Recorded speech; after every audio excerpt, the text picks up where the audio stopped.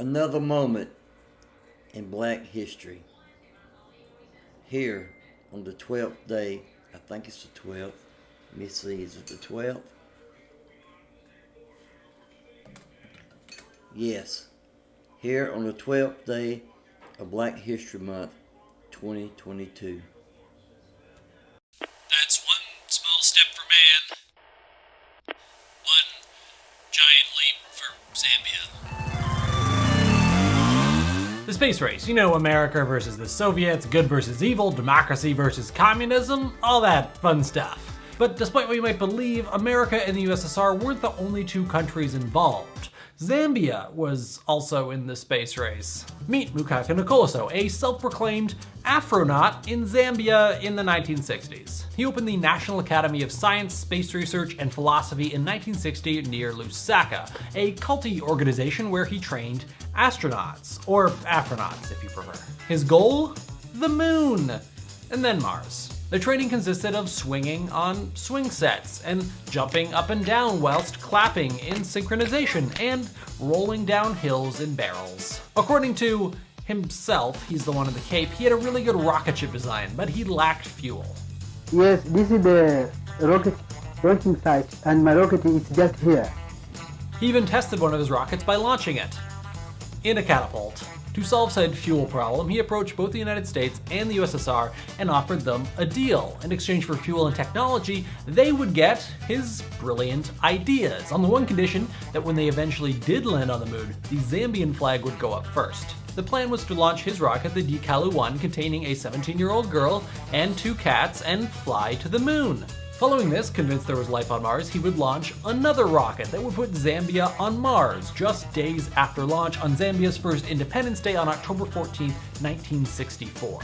But the launch never happened. Nicoloso, a clearly driven man who thought very highly of himself, believed his technology to be 7 years ahead of the Soviets and the United States. He even accused them of stealing his technology, despite the fact that to this day there is no evidence of what that technology even was. It's easy to look at this whole thing and think, that's a joke, right?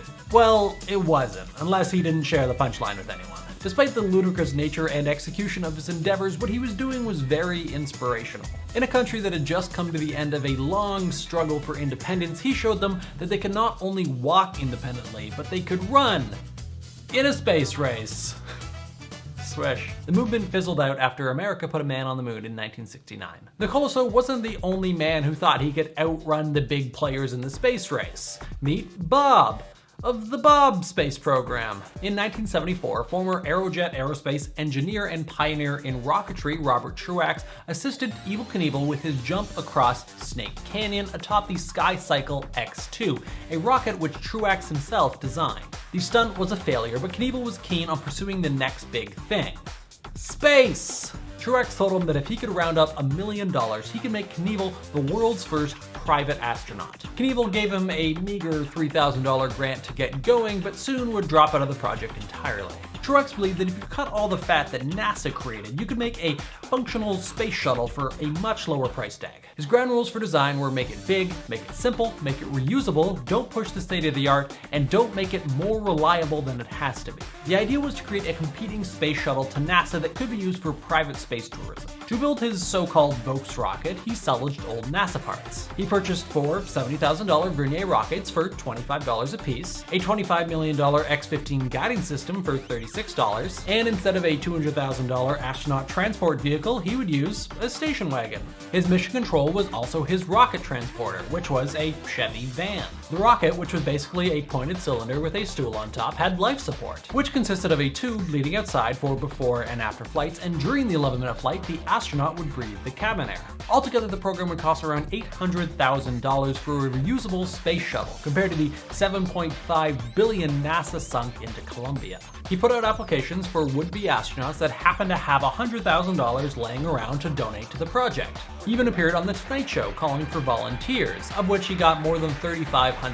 Now, when you first read about this, you say, hey, some nut, went out and built his own rocket.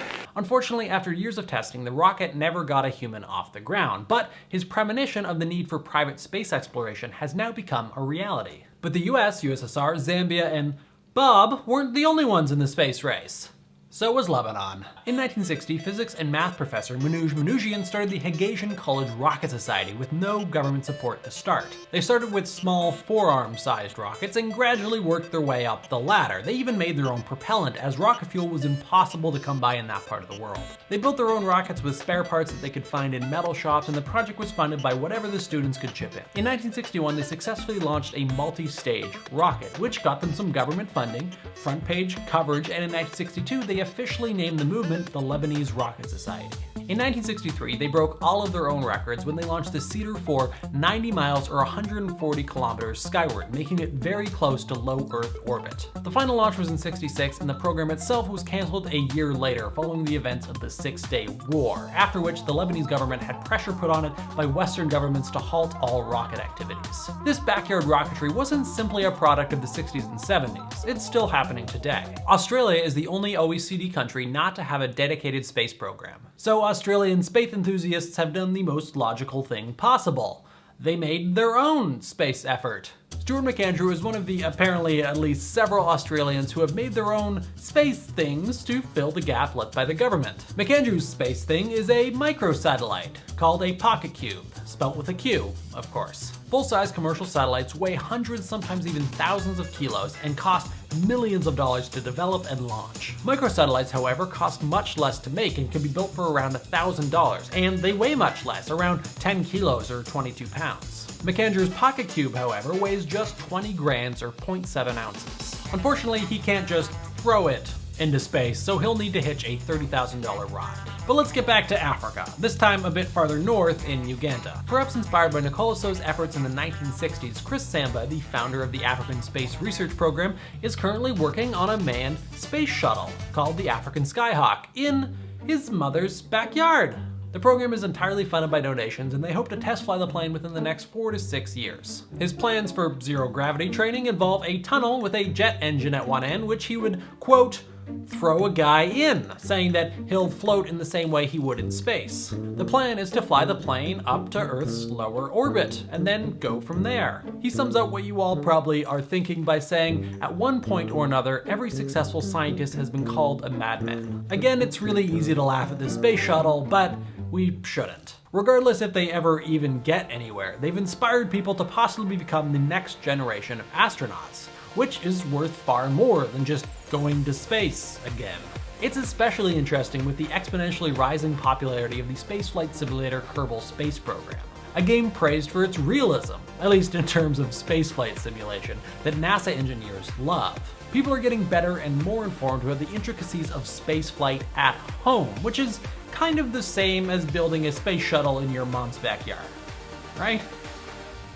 What do you guys think? Will Uganda ever get its DIY space shuttle into space? And how will Kerbal Space Program play into the space industry as a whole in the future? Let me know in the comments, and if you want to be real cool, you can check out my Patreon campaign to try and help this space program get into space.